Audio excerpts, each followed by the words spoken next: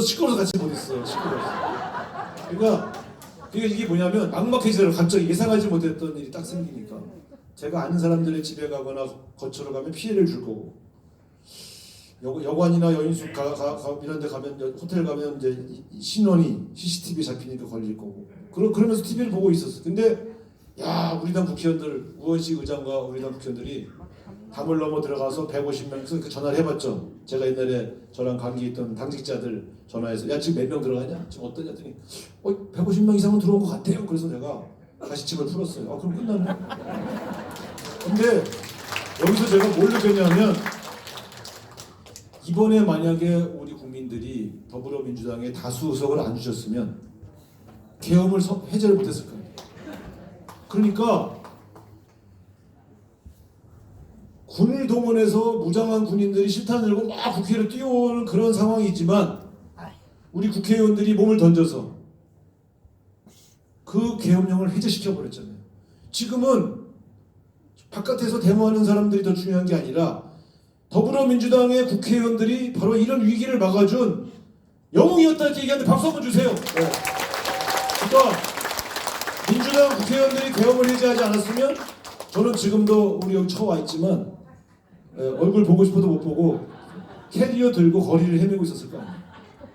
네?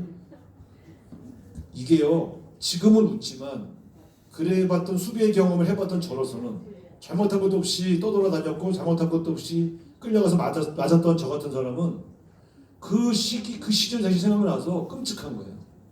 그러니까 우리에게 민주주의가 얼마나 소중한 건지. 근데 보면 그 당시에 움직였던 경찰 병력도 그렇고 우리 군 병력도 그렇고 초급 지휘관들, 그다음에 그 병사들은 사실은 부당한 지시라는 걸 느끼고 소극적으로 한 거 아니에요. 여러분, 대한민국 군인이 그렇게 헐렁헐렁하지 않아요.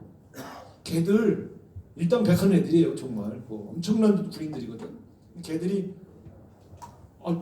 국회의원을 체포하라고 그러니까 이게 그렇잖아요. 자기도 국회의원 선거를 했고 자기 아버지가 돕는 우상호 같은 사람도 있고, 서대문구 갑구에 살던 주민등록 있는 만약에 병사 공수부대원이라면 김동완을 찍었을 텐데 내가 지금 국회의원을 내가 왜 체포하지?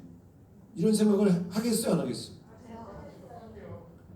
광주 때는 야, 총 쏴 그러니까 안 쏘면 뒤에서 개머리판으로 그 병사를 때렸잖아요. 지휘관이, 소대장 중대장이.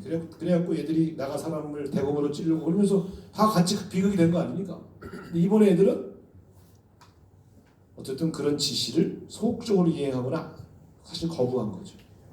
그러니까 이게 대한민국 민주주의라는 게 시킨다고 되는 게 아니라 합당한 이유가 있고 모든 사람이 동의할 만한 근거가 있어야 같이 작동하는 나라지, 명령하고 무조건 듣는 나라가 아니에요.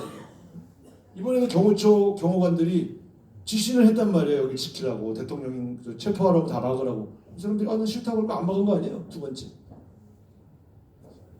이게 명령을 위반한 게 아니고 부당한 지시를 거부할 정도로 이제는 그 공권력에 속해 있는 사람들도 다 안단 말이에요. 대한민국의 역사를 경험했기 때문에. 그러니까 대한민국은 국민들도 훌륭하고 또 상당히 성숙된 민주주의 문화가 정착되어 있는데 이 윗대가리가 문제예요. 그래서 이제 여러분 앞으로 제가 5분만 더 말씀드릴게요. 이제 이러고 저러고 다 끝났어요. 게임은. 대통령이 구속됐기 때문에. 자, 보세요. 앞으로 어떻게 되느냐. 이렇게 밖에서 시위를 많이 하잖아요. 그리고 법원을 막 점거했잖아요. 헌법재판소는 원래 3월 초중순쯤에 판결을 내려고 했는데 이거 한 달 땡깁니다. 그 안에 어떤 불상사가 날지 모르기 때문에. 이거는 제 예측인데 더 땡길 수밖에 없어요. 더 길게 놔두면 어떤 일이 벌어질지 모른다. 국가가. 그러면 빨리 정리를 해줘야지. 두 번째, 그러면 대통령 선거가 빨라지는 거예요. 최소한 올해 5월 달에는 대통령 선거를 하는 거예요. 최소한. 그래서 이런 겁니다. 지금까지는 우리 당이 또 많은 국민들이 헌법재판소의 재판관이 임명되냐 안 되냐. 헌법재판소 재판관 그 임명 안 되면요, 솔직히 말씀드리면 헌법재판소에서 결정을 못 내려요. 내리긴 이게 사실 6명이서 못 내리면 못해. 한 명만 반대해도 못 하는데. 두 번째, 윤석열 대통령이 계속 감옥에 가 있지 않고 저렇게 있으면 계속 이런 식의 위험한 일들이 생기는 거죠. 그래서 제가 볼 때는 이제 그런 일들이 빨라지기 때문에 대통령 선거는 무조건 5월 이전에 한다.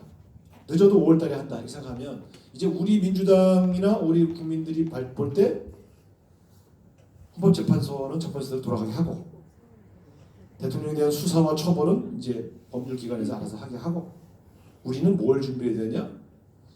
이제는 정말 윤석열 같은 사람이 아닌 사람이 대통령 되게 만드는 게 무엇인가? 어떤 그런 고민을 해야 될 거 아니겠어요? 그러면 사실은 우리는 서대문구 차원에서도 5월 달에 있을 선거를 준비를 해야 되는 거죠.